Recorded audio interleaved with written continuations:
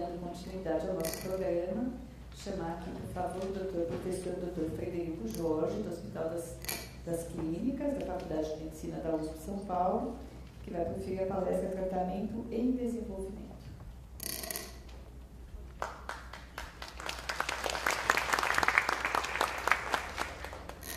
Boa tarde a todos. Obrigado a Cecília, a Érica, a doutora Caria, pela organização da Brela, pelo convite. Vou falar hoje em medicamentos em desenvolvimento. Não deu conflito de interesse com o conteúdo dessa aula. Então, tratamento medicamentoso. Onde que a gente se encontra hoje frente ao tratamento medicamentoso? Né? Eu acho que a gente está aqui, né? Ainda tentando visualizar uma luz no fim do túnel. Né? Agora, que distância, que perspectiva. Eu vou tentar, no decorrer dessa apresentação, ver o quanto próximo ou longe a gente está dessa luz. Mas hoje o que a gente ainda vê é apenas uma luz no fim do túnel. Para falar da esclerose lateral amiotrófica, tentando ser bem objetivo, ela é uma doença extremamente agressiva, é uma doença que hoje mata cerca de 60 mil pessoas ano no mundo, mas é uma doença heterogênea, né? Não é homogênea. Temos pessoas que vivem 10, 30 anos com a doença, 10, 20, 30 anos, e pessoas que em 1, 2 anos já têm o acometimento de todos os segmentos. Então, isso já é uma questão que a gente vai desenvolver tratamentos, perspectivas, de não misturar todo mundo na hora de comparar os efeitos dos clinical trials e tirar a conclusão adequada. Então, ela não deve ser considerada uma entidade nosológica única, e sim um diagnóstico clínico decorrente de diversas cascatas fisiopatológicas que estão ocorrendo com diversas manifestações de local. Então, de maneira, não vou explorar isso aqui, mas são os diversos mecanismos que hoje a gente já tem descrito. A estrutura do exoesqueleto da célula, o transporte axonal, o papel da mitocôndria no fornecimento energético, do retículo endoplasmático que forma as proteínas mal formadas. Dependendo da cascata que tiver ativa aqui, você com um medicamento tem ação, e aí um grupo de pacientes irá se beneficiar, mas um outro paciente que tem uma outra cascata mais predominante na morte desse neurônio não vai se beneficiar disso. E aí teríamos que separar por biomarcadores, por fenótipos, por características clínicas, quem se beneficiaria do que, senão a gente corre o risco de achar que tudo falha pela gravidade da doença. A doença já foi mostrada nesse slide, mas esses são os diversos fenótipos, então não adianta a gente colocar tudo no mesmo bolo, né? Quem tem um quadro só bulbar, um quadro espinal, quem tem predomínio de um neurônio motor inferior, um neurônio motor superior, e testarmos as drogas. O que temos nos últimos 50 anos? Muitos estudos mostraram promissores quando a gente analisou o modelo animal e o modelo de cultura de neurônios, o modelo in vitro. Só que isso é apenas uma peça daquele quebra-cabeça, porque no modelo animal, primeiro, ele é uma mutação de um gene que a gente conhece, a maioria deles usam só de um, que representa menos de 1% dos pacientes. A gente aplicar um tratamento nele e expandir para toda a população dos doentes e achar que vai funcionar igual, é um pouco difícil. E a outra situação é que a gente sabe exatamente quando começam os sintomas no modelo animal, a gente consegue aplicar já o tratamento naquele momento e alguns até antes. Nos seres humanos, a gente demora até 1 ano para fazer o diagnóstico, tem uma perda já considerada para começar o tratamento e às vezes não vai repercutir o mesmo efeito que a gente viu nos ensaios de modelo animal ou in vitro. Então, qual seria a saída? É isso, personalizar por fenótipos, ou a gente achar algum alvo que todas essas formas têm em comum. E isso está avançando nesse fenômeno. Independente se começou pela mitocôndria, pela estrutura do esqueleto da célula, pela microglia que faz uma inflamação, mas o que leva naquela célula que tem em comum e tentar achar esse alvo para tratar. Então, aqui nós teríamos a forma bulbar com a forma de membros inferiores, mas tem alguma coisa em comum entre eles, a gente pode achar esse alvo para tentar tratar, ou só comparar cada fenótipo individualmente. Então a gente vai entrar num momento que é dos grandes, uma era dos biomarcadores, a gente conseguir fazer os avanços dos diagnósticos em cima dos biomarcadores, para a gente ganhar tempo e precisão no que a gente está avaliando e qual que seria o medicamento indicado para qual grupo de pessoa. Então cada droga que eu vou discutir agora, vou tentar trazer o que seria um biomarcador dele para assim, tentar entender qual seria o sentido disso. Vou começar com o retigabina. O retigabina, eu acho muito interessante a abordagem dele, porque esses dois pesquisadores, Egan e Wolff, eles conseguiram demonstrar que os neurônios motores, eles têm uma característica, independente do fenótipo, eles são hiperexcitáveis, mais do que os outros neurônios motores. Então ele conseguiu, através dos métodos do Yamanaka foi quem ganhou o Prêmio Nobel da Medicina em 2012, que ele conseguiu fazer a diferenciação de uma célula se transformar em célula-tronco, uma célula-tronco induzida, e essa célula-tronco depois se diferencia em neurônio motor. Então é possível nós criarmos em laboratório neurônios motores e estudar eles. Ele criou o neurônio motor dos pacientes com ela, diversas formas de ela, e viu que todas elas em comum são hiperexcitáveis. E ele tentou ver qual era o mecanismo que estava hiperexcitado nessas células. E ele achou uma alteração na regulagem dos canais de potássio.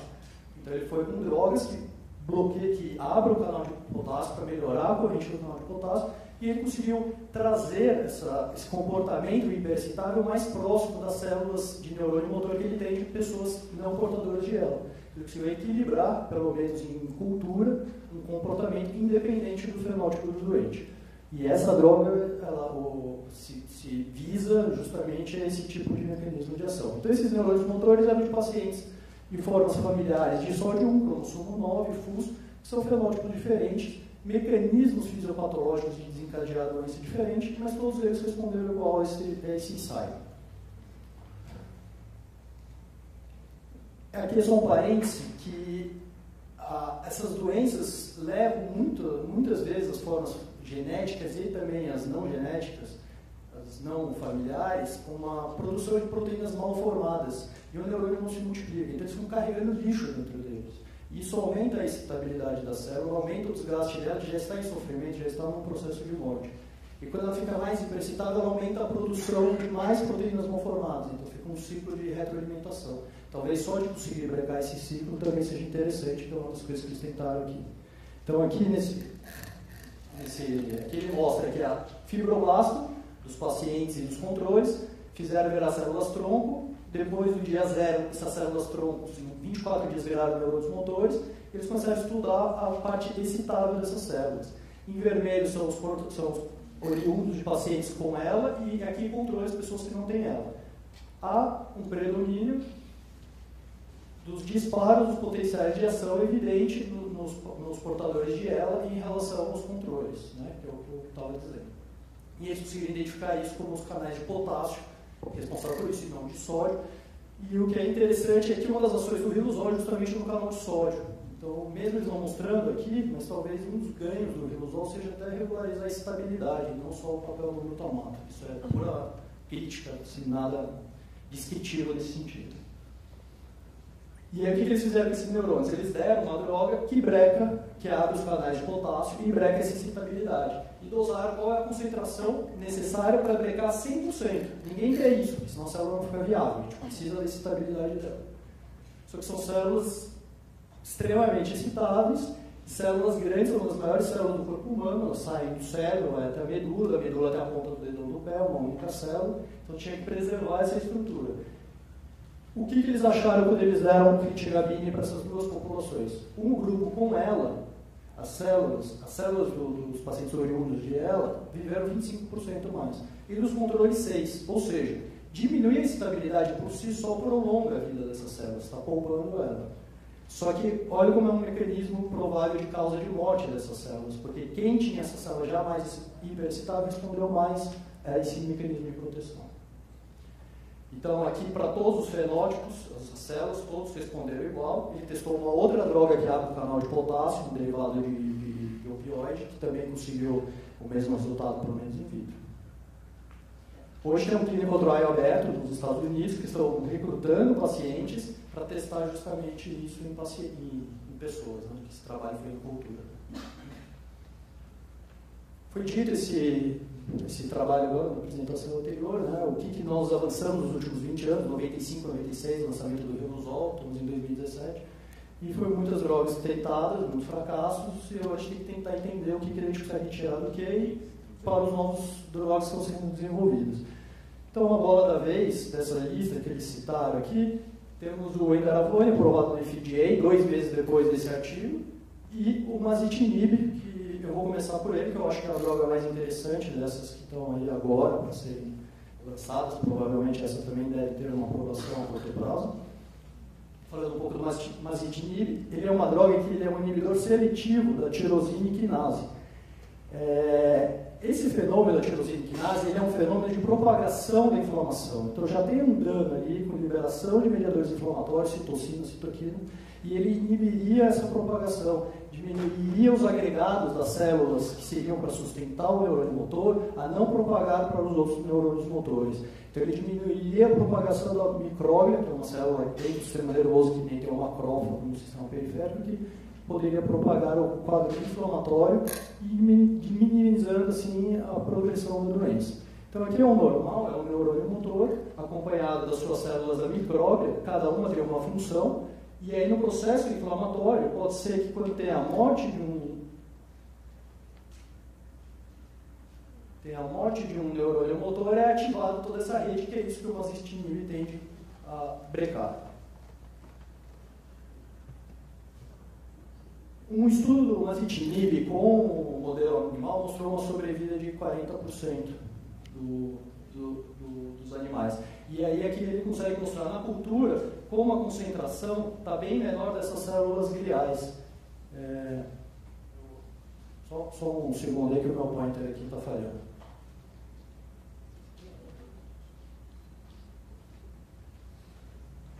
Ele conseguiu mostrar aqui que o masitinib, no meio de cultura, a coluna da direita de cima para de baixo é diminuída. E no veículo, que seria a parte do placebo, continua se propagando essas células. Ou seja, há um aumento de população dessas células que sustentam o neurônio motor e controlando isso talvez seja o motivo do funcionamento aí do medicamento.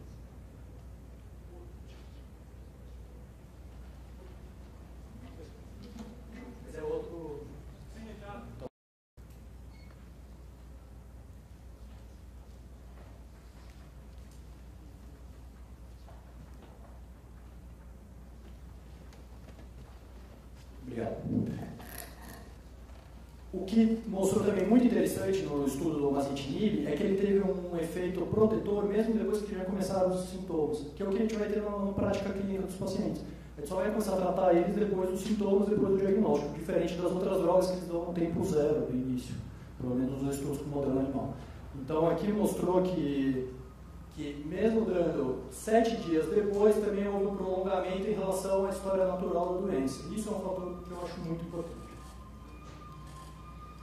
Esse é um clinical trial que foi feito, testando 2 doses, a dose de 4,5 e a dose de 3 mg todo dia, é um medicamento de uso oral, e que eles avaliaram a escala funcional, a LSFR, avaliaram tempo de não progressão da doença e qualidade de vida. Esse talvez seja uma droga nova para aparecer ainda até o fim do ano. Uma coisa importante é lembrar que é uma indústria farmacêutica, isso não é uma coisa errada, mas a gente tem que saber isso. Não é uma pura independência esses estudos, às vezes tem outros interesses também. Não é errado, mas a gente tem que saber que são estudos feitos a partir da indústria farmacêutica. O edaravone, então, qual seria o papel, a função do edaravone? O edaravone é uma droga que foi desenvolvida e testada mais ou menos em 2010, 2011 para quadros de AVC. E aí, quando tem uma isquemia, uma injúria pelo AVC, há uma liberação de radicais livres e há um processo oxidativo. Eles acharam que com o edaravone no AVC na fase aguda ia minimizar essa propagação, tendo um dano menor. Não tiveram muito sucesso, não tiveram muito resultado. E foram ver outras doenças que tinham processo oxidativo presente, como esclerose lateral amiotrófica, e começou a se usar. Tem um trabalho que se usa. É questionável os resultados, eu vou apresentar algumas coisas disso, mas seria relação antioxidante. E o que eu acho interessante do edaravone é essa substância, a 3-nitrotirosine. A 3-nitrotirosine seria um biomarcador do processo oxidativo, do processo do radical livre. E no estudo do edaravone eles conseguiram mostrar que esse biomarcador ele chega a ficar indetectável após o tratamento, na análise de líquor. Ou seja, ele de alguma maneira realmente está agindo nesse estresse oxidativo. Eu não sei se ele é suficiente para fazer uma repercussão clínica no paciente, mas tem um mecanismo de ação. Então, tem um estudo que foi efeito positivo e outros 2 estudos feitos com não mostraram esse resultado tão positivo. Eu acho que a gente está nesse momento, de ter um pouco de calma, de saber, porque a gente já viu isso acontecer com outras drogas, às vezes de ter um efeito inicial positivo e não se confirmar isso a médio e longo prazo. O positivo aqui, eu destaco essa melhora. Aliás, é errado, né? É um erro, tipo, houve na mídia, falar 30% melhorou. Ninguém melhorou com o edaravone. O que aconteceu é que eles pioraram menos. Um grupo piorou menos, melhora não teve. E esse menos, nessa escala, foi essa diferença de pontuação.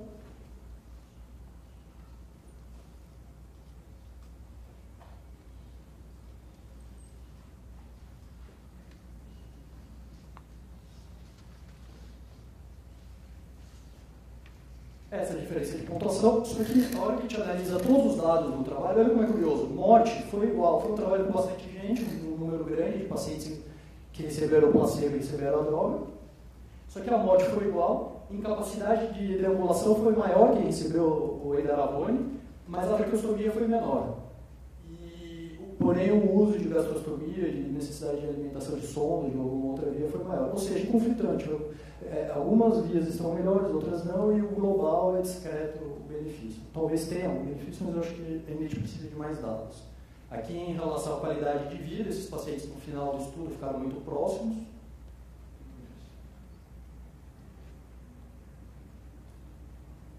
E a capacidade vital forçada, que é a apatia respiratória, eles também tiveram um benefício com o edaravone. Caíram menos do que o grupo placebo.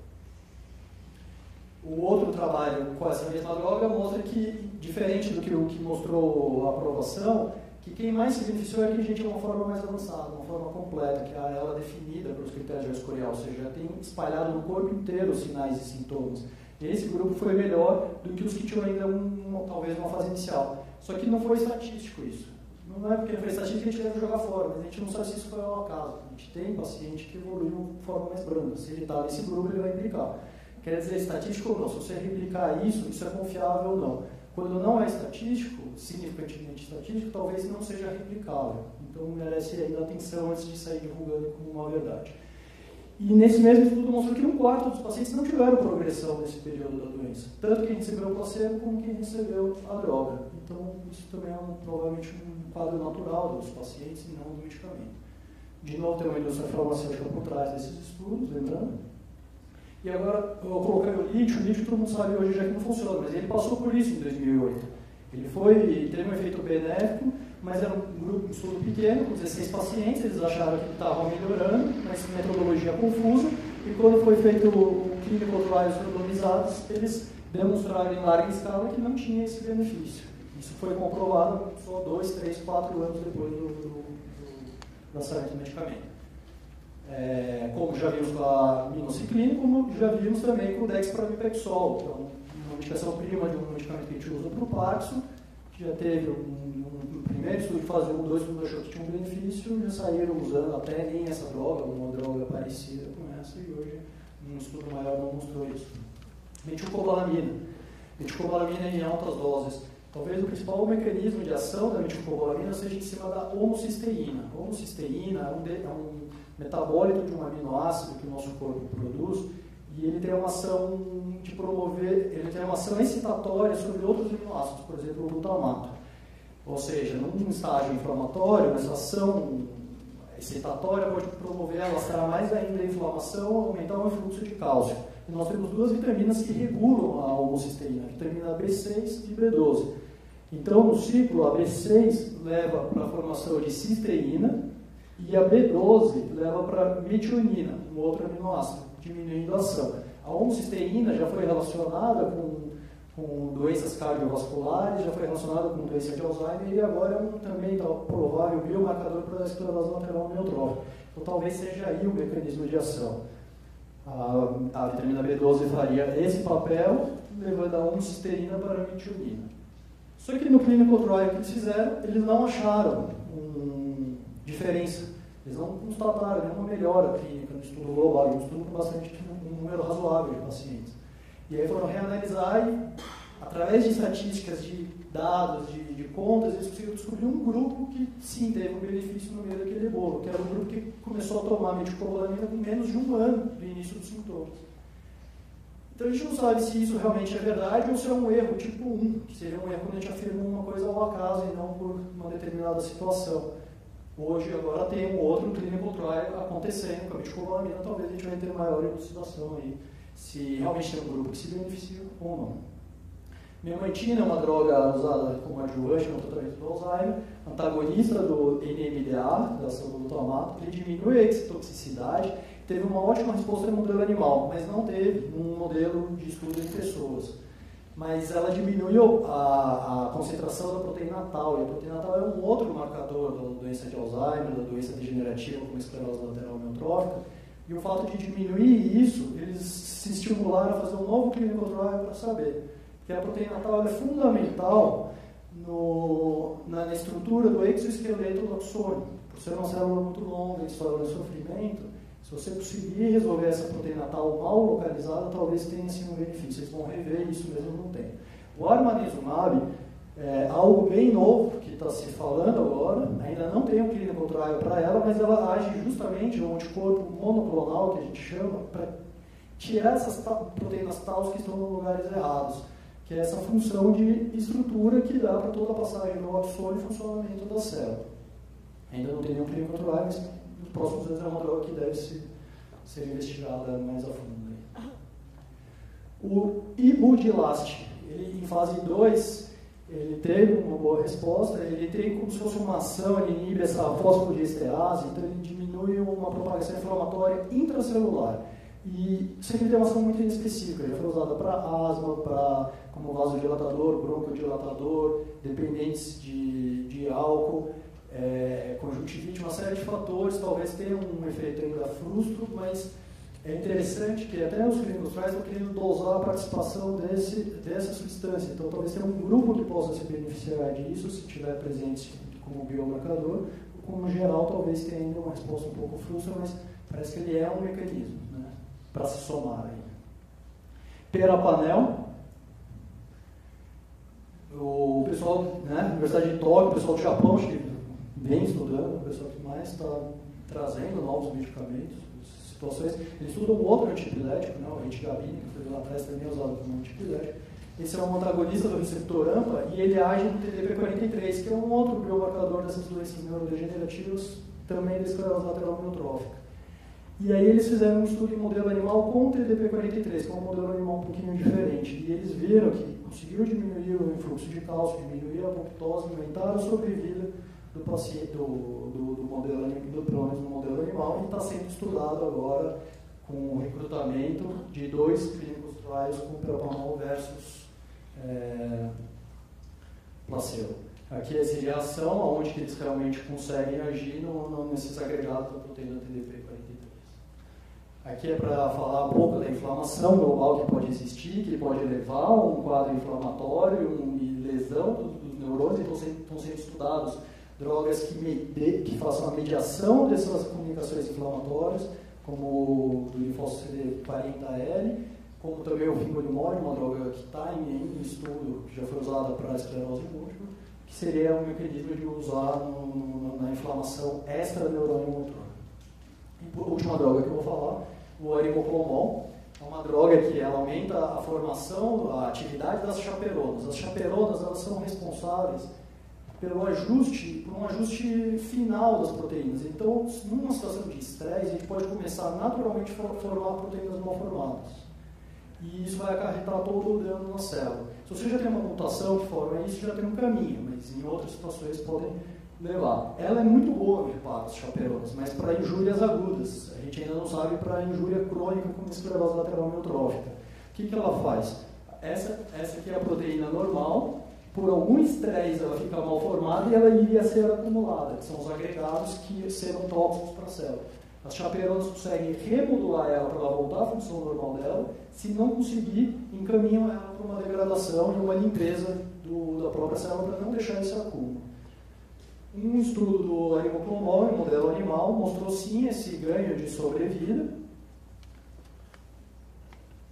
Os camundongos, com 120 dias, os camundongos que não carregam o gene mutante, eles têm 28 unidades motoras. Os que carregam têm 8, é menos de 1/3. Né? A unidade motora é o neurônio com as fibras musculares. Ele tem menos de 1/3 do que os camundongos que não carregam a mutação. Quando tratado com arimoclomol foi para 14. Ou seja, de menos 1/3, pelo menos metade em relação aos saudáveis, ficou, acho, um resultado interessante. e também teve um atraso, esse que seria as unidades motoras, que ele conseguiu preservar. E tem também um atraso na mortalidade da doença. Então, essa luz no fim do túnel, eu espero que com esse caminhar de tudo isso, a gente esteja chegando cada vez mais próximo disso. E nesses aspectos aqui, justamente se a gente conseguir diminuir a excitabilidade com o medicamento, diminuir o dano opcional com o outro, aumentar o reparo da célula, melhorar a eliminação de proteínas mal formadas, controlar a atividade do sistema imunológico, tiver também uma resposta melhor muscular e diminuindo assim, por fim, a apoptose, talvez por diversas vias ou em cada paciente a gente conseguir personalizar para cada um. O que eu costumo falar para os pacientes é, mas quando essas drogas vão chegar, como que funciona, né? Que pé que estão, né? A teoria está aí. A impressão que dá quando a gente estuda e lê sobre essas drogas é como quando descobriram a América, né? Eles tinham fortes indícios de que tinha terra lá, de que tinha um território lá. E eles já tinham esses indícios, que é o que eu acho que a gente tem hoje, só que eles não sabiam se eles iam chegar lá em 1 mês, 2 meses, 6 meses. Isso na ciência talvez seja em 1 ano, 2 anos, 10 anos. Acho que ninguém consegue predizer exatamente quando que a gente vai chegar, mas a gente está com fortes indícios hoje de que há um lugar para chegar para ter um tratamento pelo menos mais adequado. É isso que eu tinha que trazer para vocês. Obrigado.